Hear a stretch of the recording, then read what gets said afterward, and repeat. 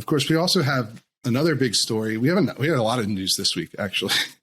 There was quite a bit. You also had Heller of the Supreme Court fame.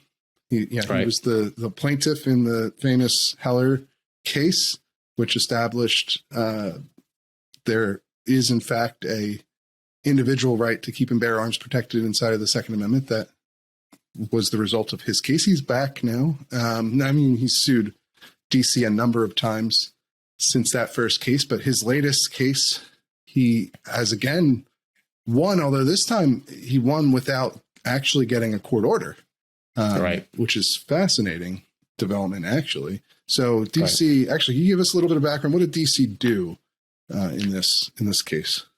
Sure, yeah. So last year, I believe, they passed a city law. It was one of these ghost gun prohibitions that are becoming pretty common throughout the country.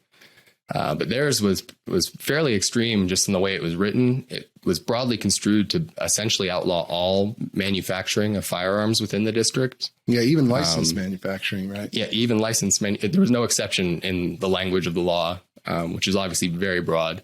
And their definition of ghost guns, basically, like Heller pointed this out in the suit, could encompass things like Glocks or any other polymer frame pistol. Their definition relied on whether or not something could be detected by a metal detector, with all of the trigger group removed and the slide removed and the barrel removed. And obviously, striker fired polymer frame pistols. That's things like Glocks that are, legal even in states with ghost gun bans, which could DC be covered by that definition. DC issues those guns to their own police department. Right. Yeah. It's the most common sidearm in the country, probably. So they filed suit basically saying, this is too broad.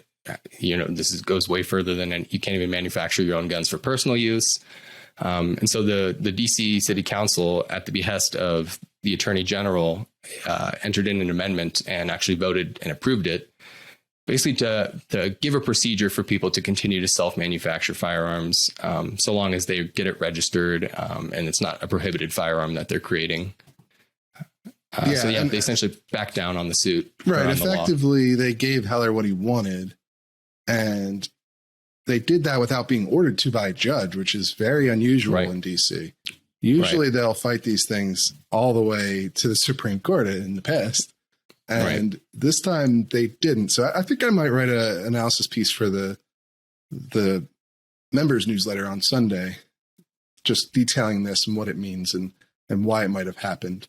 What DC may be thinking here, why they back down so fast in this particular case. But it's another win for Heller.